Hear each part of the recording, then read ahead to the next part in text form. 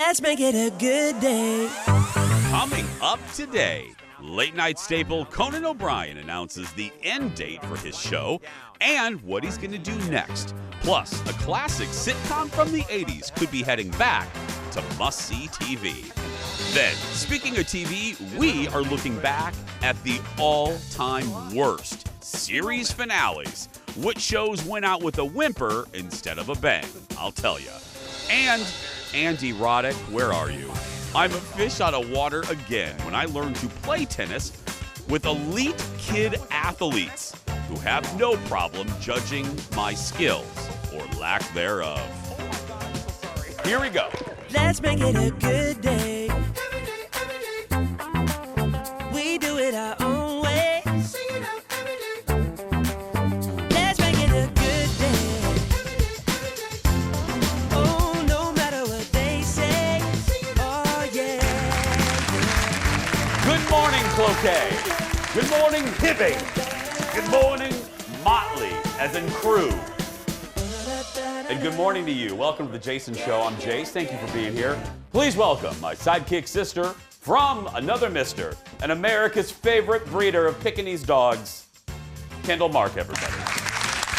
The Pekingese, of all the dogs. Of all the dogs in the universe, I chose the Pekingese. Good morning. Good morning. Good choice. that Love the tie. Thank you. New tie, new dress, right? Yeah, I wanted to beat you on the new. Is that a new, okay, do I say, and I don't know this, do I say, is that a dress or is that an ensemble?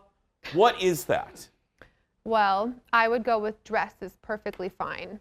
I think dress is not chuggy. I think that is just a normal basic I'm sorry, word. would you please, what's that? Kendall is trying to get me to be hip, introducing me to hot new words, and you just said one. What is the word? It's all over TikTok. It's called chuggy.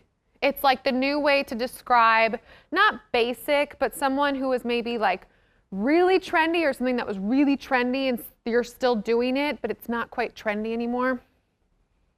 Chuggy. Chueggy. Use it in a sentence. Okay. Like Leo is curling, and curling is chuggy. No. No. Tall boots with, riding boots with socks that go up to your knee is so chuggy. Because it was very cool in like 2014. Uggs that are rolled over, chuggy. No. I reject that word. Gucci belts with the G on it, chuggy. Okay. I don't know if that's going to be a hot word. Barstool Sports, chuggy. I know, but you didn't use it, or I'm sorry, it didn't trickle off the tongue. I don't know if everyone's going to be saying it. Maybe I'm wrong. Maybe come back in 2 weeks and let's see how hot it is. It's the new basic, but better. I still think basic is funny. That outfit is basic. Not yours. I'm using it as Even Ted gave you a wow. No, I didn't mean I'm using it in a sentence. I love the word basic. That's basic. A very large Starbucks order, that's chuggy. Yeah, we're going to get into that a little bit later. This Starbucks order. I felt bad about mine. No. Not after this. By the way, you're going to hear this 4,152 times today, but may the 4th be with you. Chuggy. It is. It's chuggy. Your time is my sidekick. Chuggy. Misappropriation of the word. No. I can chuggy any way I want. And Chuggy. I'm going to chuggy you out of here and chuggy call Shane. Happy Star Wars Day, everybody. It is May the 4th be with you. And I'm I'm a nerd, so I'm very excited about this. We're nerding out today. We have Star Wars and Dallas both in one episode. All we need is a mention of Katie Couric and Oprah, and you have the box. You have the box right there. Yep. Yeah, we have just the perfect. Anyway, no, it's May the 4th be with you. The couple pieces of news. The new animated Star Wars show got released today on Disney+. Disney released the first video of the real-ish lightsaber that retracts. Yeah, that's awesome. Go to the Disney Parks account on Instagram. and it's just 3 seconds, and you see a real lightsaber, like the beam of light comes out. It's and then someone awesome. gets chopped in half. Well, the hour's early. Okay. The hour we're still early in. Okay. Anyway, may the 4th be with you. And also with you. Fired she is. Let's get started, everybody. It's time for the hot dish. Let's go.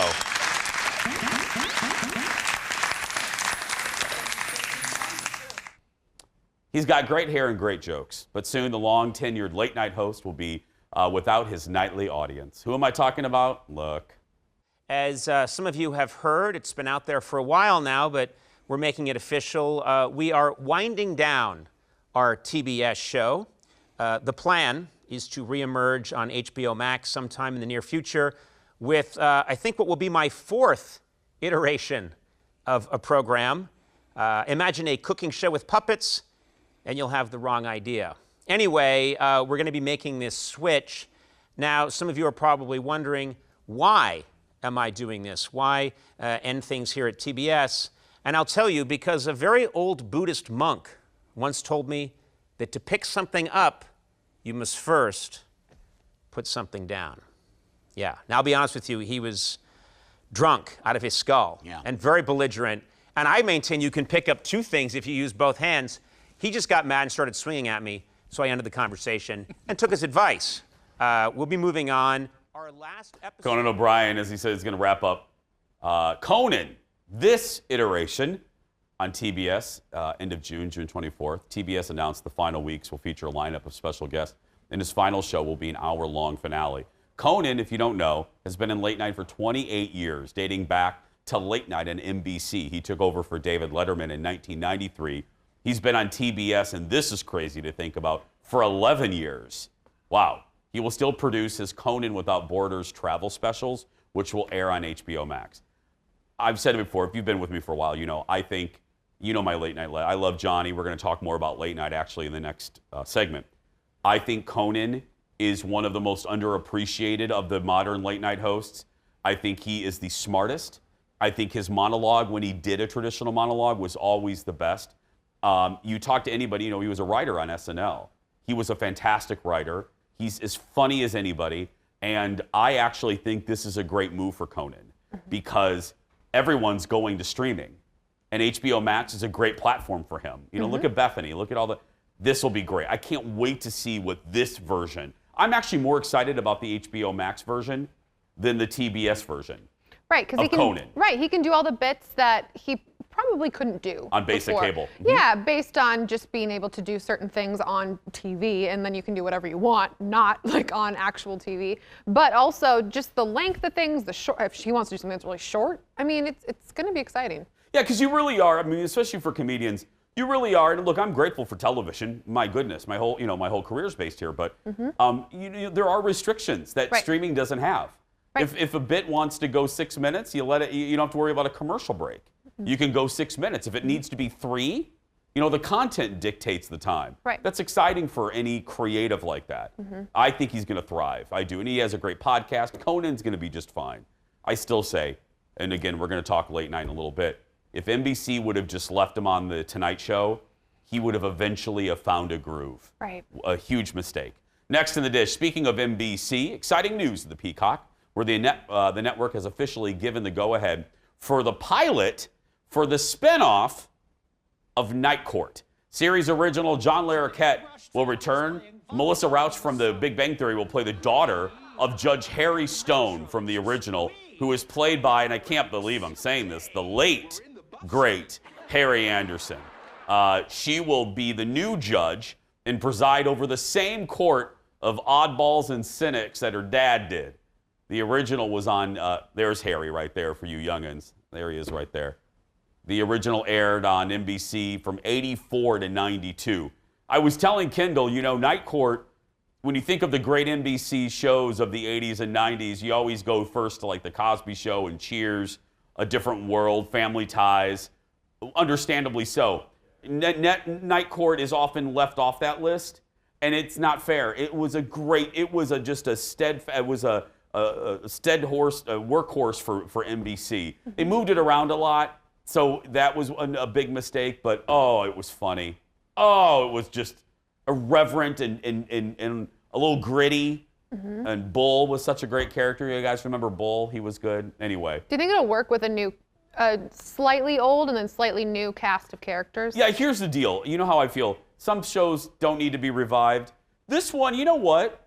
Because it's not an iconic show, so you're not touching an icon, you could redo it. And plus, this is a good premise. And you got John Larroquette coming back, right? Who everyone loved, Dan Fielding. Yeah, this could work. Right.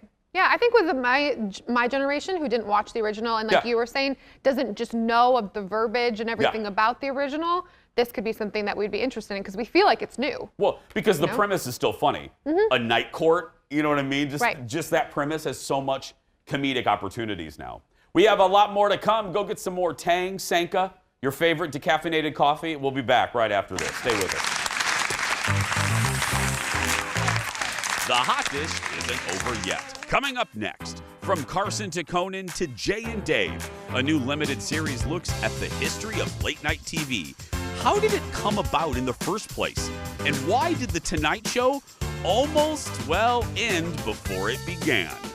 Plus, I love this fish out of water. I'm learning to be a little Andy Roddick when I participate in a tennis camp with the help of elite kid athletes. And Ted tries it. Our fearless producer is trying another new show on Discovery Plus. This one is called Passport to Love. We'll find out if the trip is worth it. Stay right there. We'll be back after this.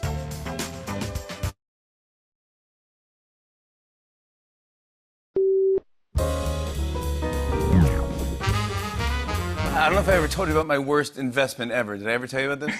No, please. So this is not that far long ago, but anyways, I was on Saturday Night Live, and this is the first time I was actually making real money. And some guy in my building said, "Hey Jimmy, do you want to invest in a racehorse?" And I go, "Yes, of course." It was a lot of money for me, and I called my business manager. He said, "Do not do this. This is a disaster. This is a waste of money. Don't even do this." I go, "No, I got to do it. I was raised. I have to." So I go, I'm gonna go to the stables every day. I'm gonna comb it. I'm gonna brush its teeth. I don't care. I'm gonna say, "You are Sea Warrior, and you're gonna win the Kentucky Derby." And so I called my friend after I made the investment, and I go, "When do you name it?" He goes, "What do you mean? It's already named. You don't name the horse. It's named by like the sire of the, I go, "Oh, what's the name of our horse?" He goes, "It's a Poco Bueno." I go, "Poco Bueno." I go, "What does that mean?" He goes, "It means a little bit good." A little bit good. Always check the meaning of things, Welcome back, everyone. Jimmy says the horse finished dead last in his first race, and he hasn't seen him since. Whoops. Look, you know what's funny is, I talk about pull tabs. I love, it's one of the things now that my mom's fully vaccinated. I'm excited to take her pull tabbing. And I'm a kid of bingo. Dar raised me in a bingo hall. She used to play 44 cards and put me in the bassinet. But you know one gambling thing that horse racing has never been a thing that I need to do it more. No trifecta, no superfecta. I have friends that love it. Love it. Like Ted loves likes it. Mm-hmm. It's just one of those things I've never been overly fascinated with. Really? I used to work at Canterbury Park. I know you did. And I learned a lot of things about this. I still am not very good at it, but I knew enough back then about the different riders, the different jockeys, that I would be like, oh, that's a pretty good jockey. So I'm going to just guess that that's a decent horse. And so then I was okay at it, but. I'm just so goofy. I would just go by the names of the horse. You know what I mean? Fun. Like, okay, that horse sounds productive. Sounds fun. That sounds like a good horse. Yeah. I don't know. Next on the dish, speaking of late night, over the weekend, CNN debuted a new 6-part series called the story of late night. And here's so much. This is so good, y'all. Here's a little bit of the first episode. Late night began as a way to kill time. It was the networks realizing, let's kick the football a little further down the road and see what happens at 11:30. It was sort of a novelty, and it was cheap, and who's going to care? If all you have to do is be better than a test pattern, the bar was so low. They literally could have done anything. The only thing you're fighting is sleep at that point. Anything to keep people awake. It's like you buy a house and then you realize there's this big space in the attic. the stakes are low. Renovate it. Let the kids put a hockey table in there. Who cares? That's how late night got started. Let's do these programs late at night to fill up time to sell advertising. And that's how it began.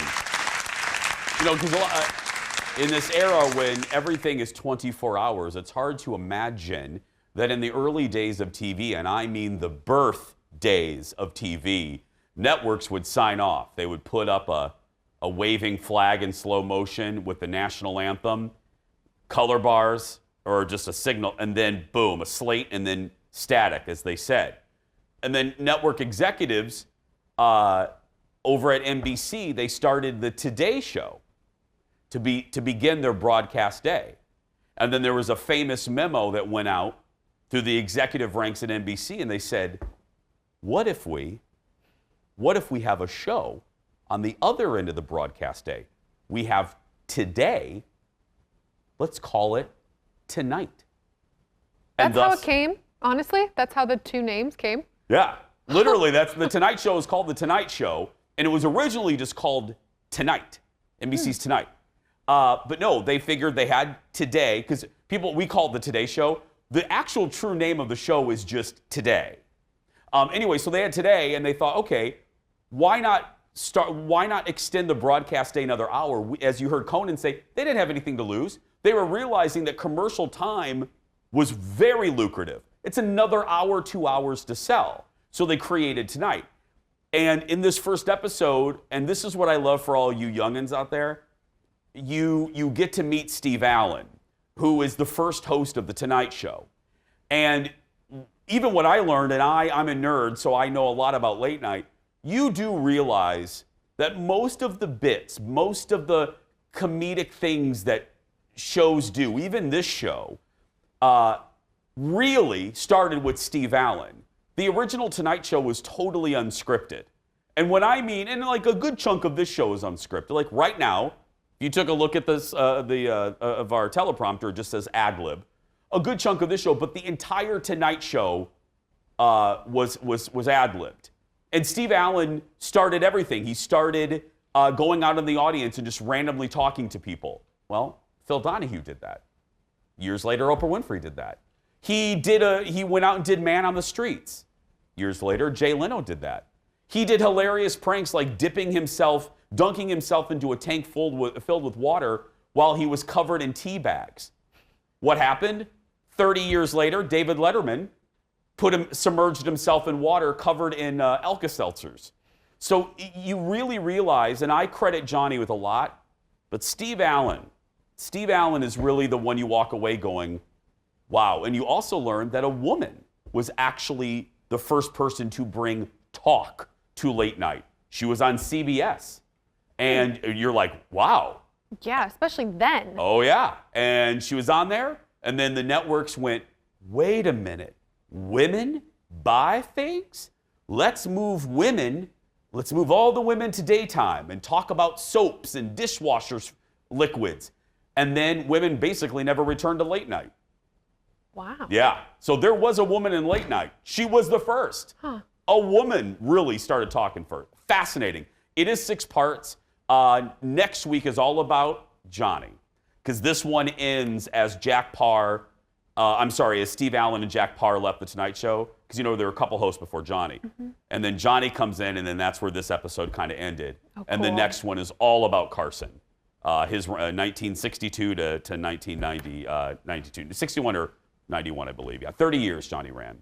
We'll talk about that next week. Next up, though, the most successful movie franchise of all time is doing its part to get people back to the movie theater. Marvel released a sizzle reel, which is basically shots of new upcoming movies. But it also took time to celebrate the shared movie-going experience using the voice of the late Stan Lee. Look at this. We're all part of one universe. Wakanda forever! That moves ever upward and onward to greater glory.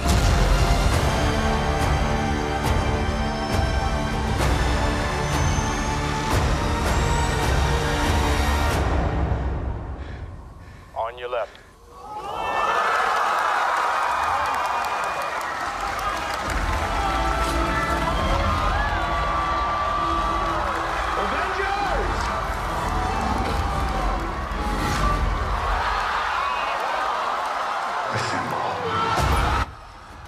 Now, I showed you that for a reason.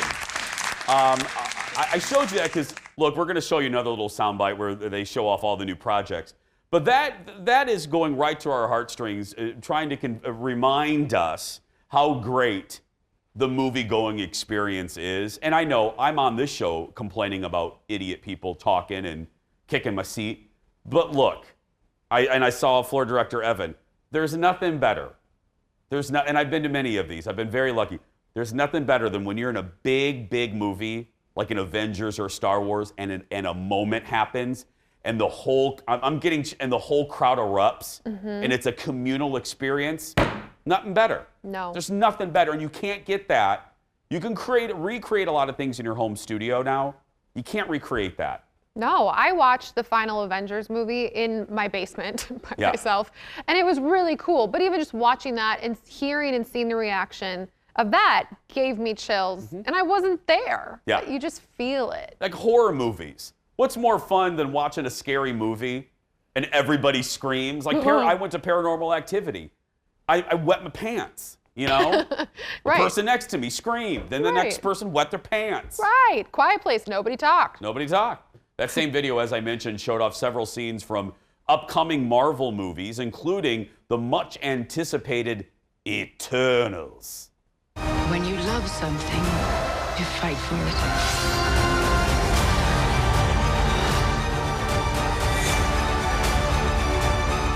We're the ones who changed everything.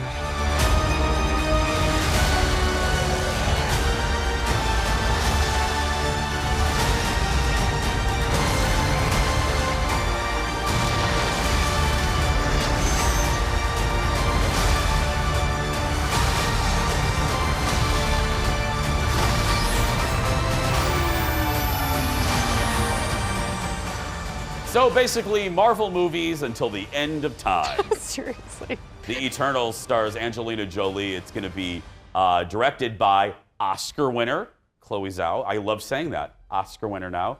You also saw the title screen for Black Panther 2. It's going to be called Wakanda Forever. And the sequel to Captain Marvel will now be called The Marvels. It's a family show. It's a whole family of superheroes, I guess. But no, I'm excited for all of those. I still don't know. I don't know how they're going to do Black Panther 2 without Black Panther. And they're not replacing him. I understand why. They're being very respectful. But I don't understand how they're going to do that. We're not supposed to, I guess. But I either think they're going to go back in time to before this iteration of Black Panther, or they're going to have, I can't remember her name, Princess, his sister. Yeah, I can't remember her name. The new, yes, not called Black Panther maybe though, because she'd be the first girl. Maybe. I don't know. But what is these Eternals? Can you give me the, I don't know anything about this.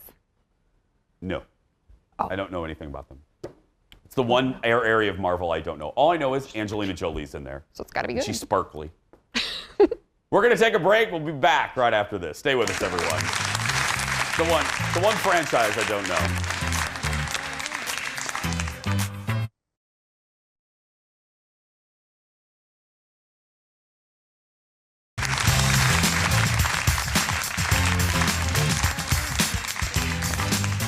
Welcome back. It's a sport for all ages. But something I've actually never done before. I think maybe like for 2 minutes a couple years ago. What is it? Play tennis. Well, that all changed last week. I took a trip to Lifetime in Eden Prairie. It's very fancy there, Kendall. For a tennis lesson in our latest Fish Out of Water.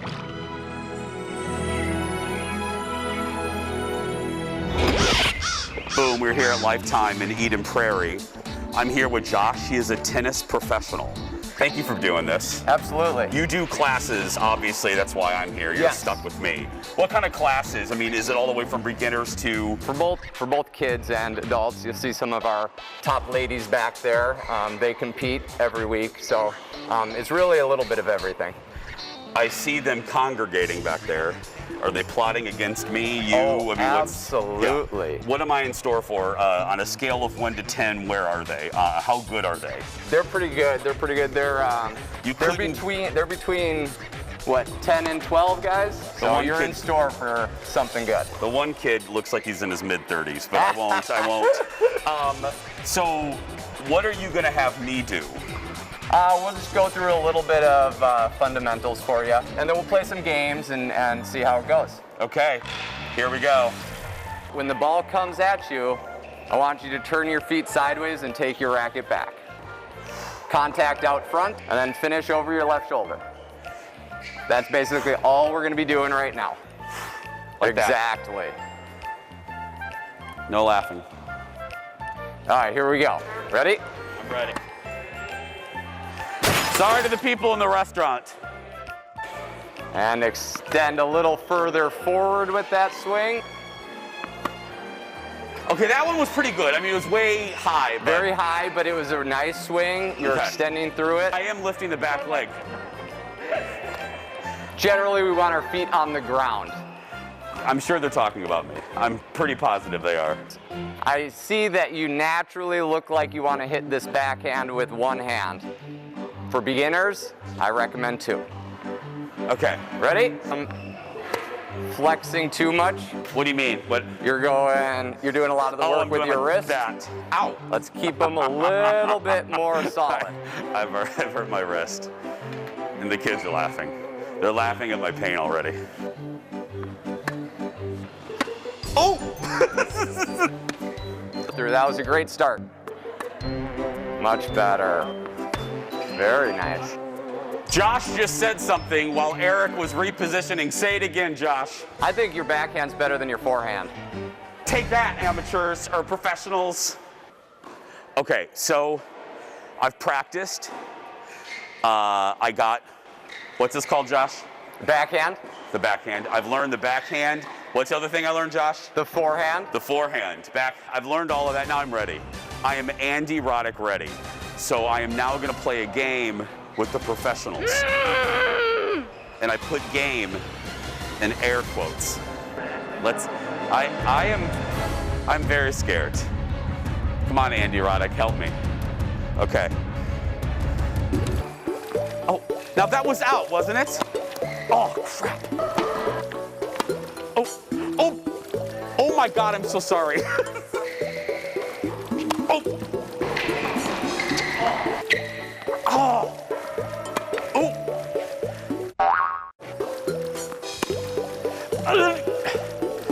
Almost.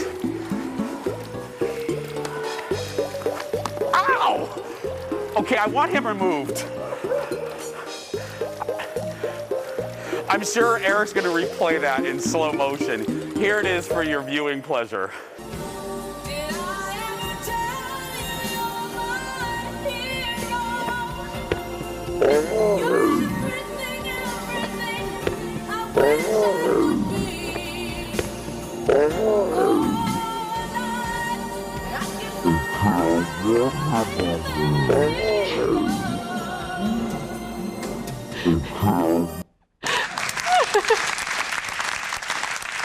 It just kind of ended. It's over, I guess. It's just done. Just like my tennis career. Oh, will you tell everybody what one of the kids said to you? Yeah, let me tell you this. Okay, Ted, how much time do I have, my friend? Do I have plenty of time? So two things that you don't even know about one of them. That's never happened to me on a shoot. But the first one is the kid, that last one I called him green shorts. The kid his serve was killer. He's the one that hit me violently. Right before we shot the end, we always try to get a good end. They're like, okay, we're gonna have him serve to you. And behind me, because the kids are behind me, I hear him say to Josh, the coach, Coach, do I serve like I normally do, or do I take it easy because he's old? It's actually really sweet. Sorry. Yeah, you can say that early 30s. But when you're a velociraptor, when you're an old rhinoceros, you take it a little differently. It looked more like a T-Rex with those swings. And then the other thing, I know my little. And the other thing was, I forgot my little shorts. I had to go buy new shorts and a new thing. I was discombobulated that day. The shorts were not made for tennis, so they kept falling down. So if you go back and you look at that piece, I'm constantly pulling up, and at one point, they fell down. Like, I went to serve and they fell down, and I'm like, all of the women's leagues there did not need to see that.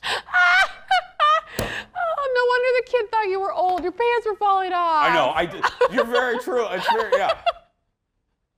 It was highly embarrassing. I was mortified. But you learned some things. Yeah. I learned that tennis may not be my sport. I didn't know. Actually, I did enjoy it. I actually had a lot of fun. Out of all the goofy things I've done out of the show, that I did enjoy that. Good. I could play again. Good. Not today. Maybe tomorrow. We're going to take a break. By the way, thanks to Lifetime in Eden Prairie. They were great. Jordan, the whole crew there. It's a beautiful club. Yeah, they're very, very, very, very nice. We're going to take a break. We'll be back right after this.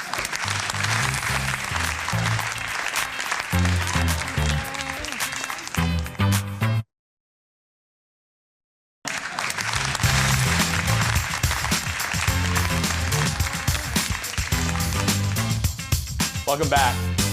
May is the month for TV finales, both series and season finales. And last night, I rewatched the finale of one of my all-time favorite shows, Dallas. It aired, now, but Leo, let's not roll it here. It aired yesterday, 30 years ago, May 3rd, 1991, after 356 episodes. You've heard me say, as much as I love this show, this finale was a dumpster fire. They did a thing where they showed JR what life would be like if he had never been born, because he was drunk and depressed. And then a little angel played by Cabaret's Joel Grey shows him life. And then at the end, he realizes, I'm done. And this happens.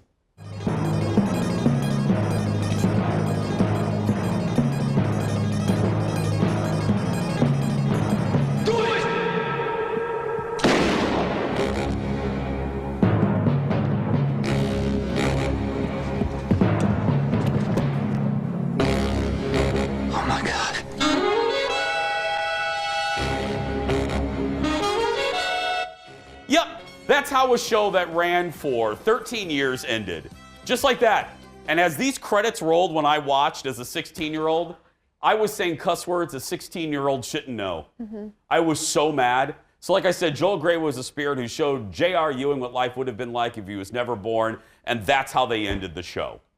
On a cliffhanger. I cry for you. Oh, I was so mad. Ugh. Now, they had reunion shows, and you realize JR just shot the mirror, whatever. Whatever. But, yeah, it was a horrible finale. Well, in honor of that, and its anniversary, we want to talk about some of the other worst TV finales in history. Just a warning, because I don't want emails. Now, a lot of these are 30 years old, so if you email me, you have problems. Get a life. First up, a medical drama from the 80s called St. Elsewhere. The finale aired in 1988, and the final scene you're looking at right now reveals a boy with autism shaking a snow globe with the hospital from St. Elsewhere inside, basically alluding to the fact that the entire show was a product of the boy's imagination. Yeah. That's terrible. I watched that too. I'm so sorry. This kept happening to you. It was horrible. And it was a very serious show. Howie Mandel was on it. Denzel Washington was on St. Elsewhere. The teacher from Boy Meets World. What's his name? Mr. Feeney? Mr. Feeney. Next up, a comedy classic that ended in 1998. 76 million people watched this.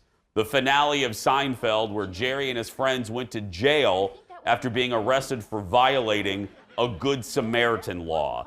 This is roundly criticized by the stars themselves. Julia Louis-Dreyfus always makes jokes of how horrible the series finale was. Are you a Seinfeld fan? I'm not. I am not either. But I also remember watching this in the WCCO newsroom. And everyone in that newsroom, including my buddy Amelia Santinello-Vassalero, let out a shriek of like, you've got to be kidding me. That's it? That's it?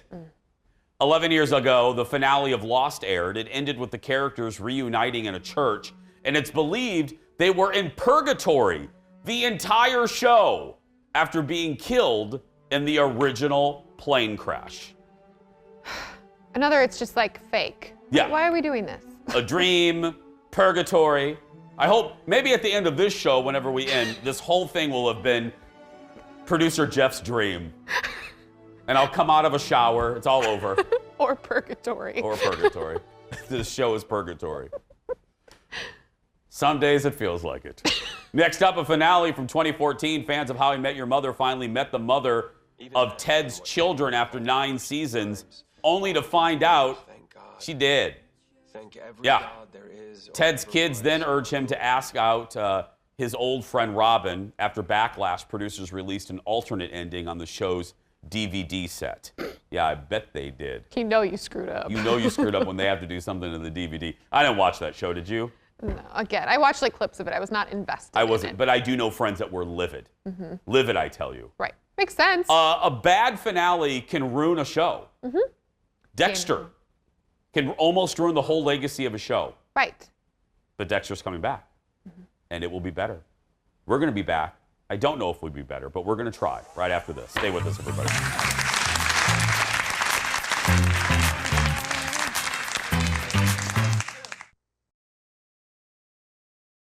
I want to find one person to be with for the rest of my life. Is this for real? I want to get married and I want to have children.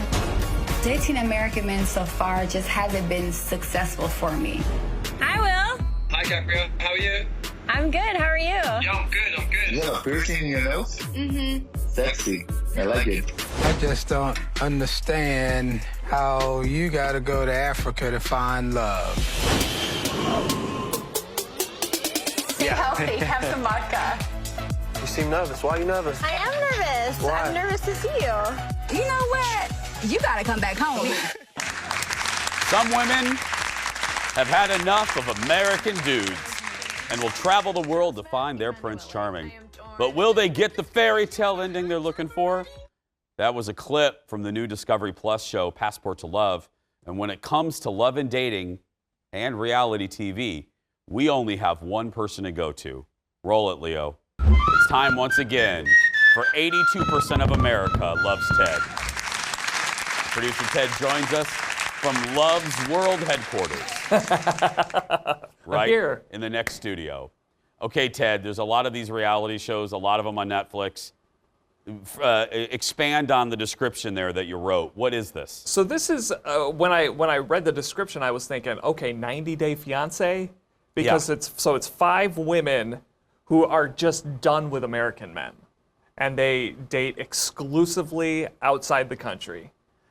They've been online dating these guys. So one woman, she's dating a guy from London, another one Russia, another one Tanzania, another one Argentina, another one Italy. So and so then they go to these places for a few weeks to see if there's love. Now, it's hard answering this question because everyone thinks some of these shows are just very, very scripted.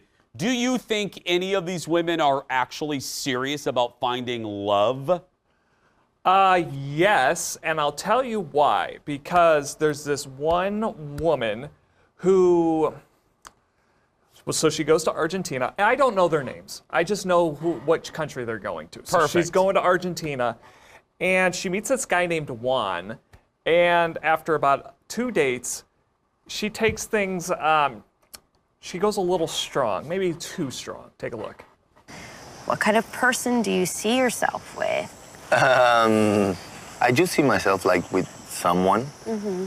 Like I think I want to do it, and it should be like someone who accepts me as I am. Right. Good answer. I am thinking about the future because I definitely meet somebody. I'm talking about just if we move forward.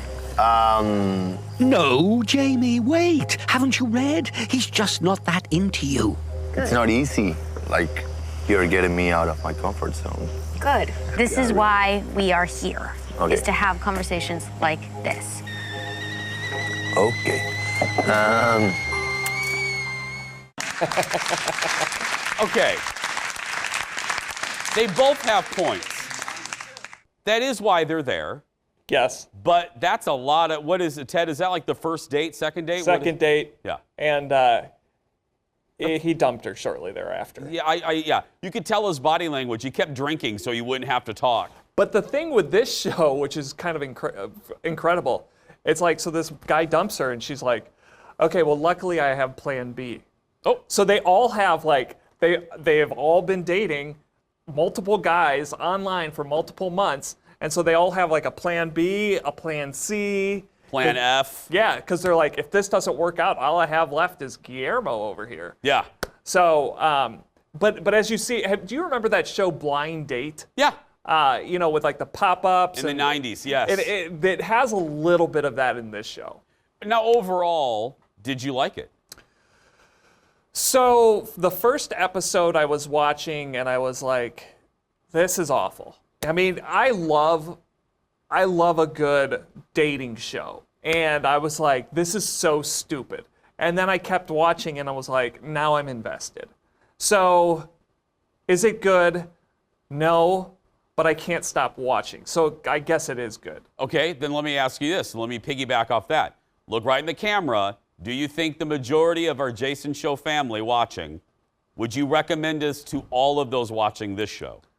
Sure. If you like, you know, if you like 90 Day Fiance, if you like that kind of show, go for it. It's a little different take, and they're all interesting characters, and it's a good way to waste your time. I'm laughing.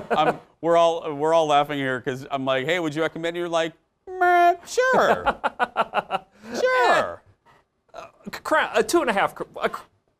Yeah. Two crowns. Got you it. know, I don't know. Hey, Ted, how many of those shows that we just did in this series finale segment have you seen? Seinfeld. And I am a Seinfeld fan. Yeah, you are. Did you like the finale?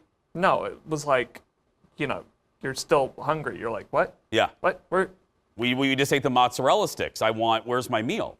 Right. But then again, Ted doesn't like mozzarella sticks. Correct. So, yeah. Ted does not like. I don't know if I've had them though, so I don't know. Okay, he just admitted that he hasn't had mozzarella.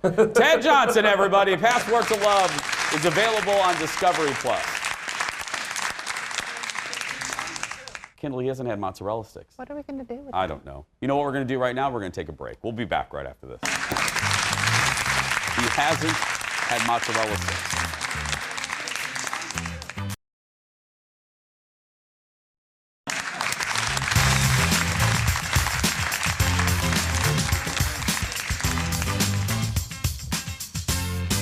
Kendall and Evan, also the series finales, we didn't have time. 2 more. Sopranos, people didn't like. And let's cut to her real quick. Let's cut to Kendall. Game of Thrones. Awful, horrendous, ruined everything. Yeah, that's Evan booing. Malarkey. Yeah, it ruined the whole show for you, didn't it, Evan? For real. Sure did. You can stay connected with our show on social media. Here's how you can do that. Search for The Jason Show TV on Twitter, Instagram, and Facebook. And don't forget to follow our personal accounts. I have some interesting things in my stories. I posted a picture of the new trainer of my and super hot. I'm sorry. Can I what? just say super hot? Yeah. Anyway. Hello. At Jason Matheson, at Kendall Mark. We'll be right back, everybody. Back in a moment. He's coming on the show, so great.